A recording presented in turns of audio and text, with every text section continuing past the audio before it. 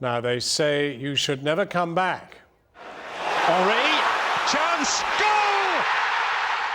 goal! Oui, but yesterday Thierry Henry came out of retirement to score his 227th goal for Arsenal.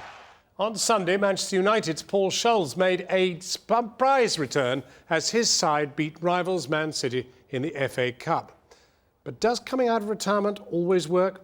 French World Cup winner Zinedine Zidane was sent off in his World Cup return as his side lost to Italy in the 2006 final. His reputation was left in tatters. But perhaps the greatest sporting comeback of all time came in the famous 1974 Rumble in the Jumble, when Muhammad Ali won back his world heavyweight title 10 years after being forced to retire.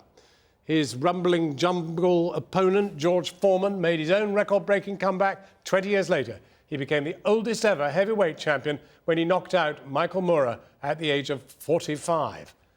Now, other stars have failed to impact on their return, none more so than 7 times Formula One champion Michael Schumacher. Since rejoining the circuit 2 years ago, he's failed to win a single race. But Britain's greatest ever Olympian, Steve Redgrave, proved sporting comebacks can be successful. He won his 5th gold medal on his return at the 2000 Sydney Olympics. Joining us now from Buckinghamshire is someone wanting to emulate Sir Steve's comeback success, rower Greg Searle, who's on track to compete in this summer's Olympics 20 whole years after winning gold at the Barcelona Games.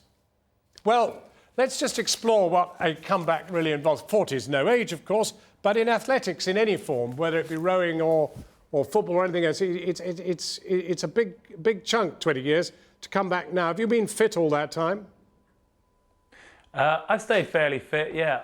I competed as a rower through till I was about 28, and then I'd say I did the things that normal 30-something blokes do. So I was playing a bit of five-a-side football. I did run the London Marathon, but for charity, really, not to try and get any sort of fast time. So I felt like I was in half decent shape, and then London 2012 came along, and that was a big draw for me. Isn't there a problem, though? Don't you say to yourself, look, done that, been there, I've got to move on, or you just simply want to do it again? I think, for me, the draw of 2012 makes it very special. And to be honest, I feel pretty much like I did when I was 19 again. As you said, I won the Olympics when I was 20. And before that Games, I was full of enthusiasm, full of excitement. And I'm experiencing all the same things again now. And I guess most of us would like to feel like we're 19 again when we're 39. So so far it's been a great experience. As I sit here now, 199 days away from the Games. Well, I mean, you've done very, very well in 2011. Are you reasonably a shoo-in for the Olympics? I don't think anyone's a shoo-in for the Olympics yet. But yeah, I've been in the Great Britain 8 for the last 2 years, and we've got a silver medal at the World Championships in both those years. So we raced against everyone who we will face at the Games next year. And I think the Great Britain 8 is strong. I actually hope it'll get stronger. I want to move on. Everyone else is moving on, and they're all getting a year older, which is probably making them all stronger and more competitive. But I think we'll be a really good 8. I personally do back myself, and I believe I'll be in the 8. It's somewhere in the middle of that 8, and I think we've got a good chance of racing for a gold medal. Well, Greg, you look pretty sort of at ease in your kitchen there, but I mean, there must have been some tough moments. There must have been some grim winter sub-zero rowing moments when you said, I am a nutcase to have done this. What moments have there been when you've actually said, actually, this isn't quite as much fun as I thought it would be?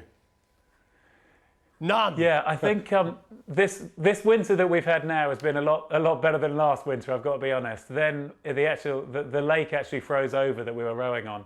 But in the days before it froze, we were going out and literally my hands were feeling like they were going to fall off. Water would hit you in the face and then freeze on your face or on your back as you were rowing along. That was probably some of the hardest times.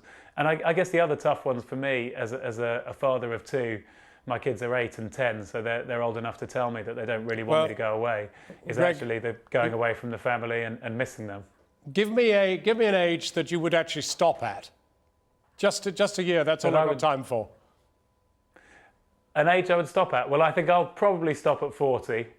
Although I've got to say I just love it and really enjoy doing what I'm doing. So 40 is probably the answer if I had to say it in a word. Greg Searle, thank you very much for joining us.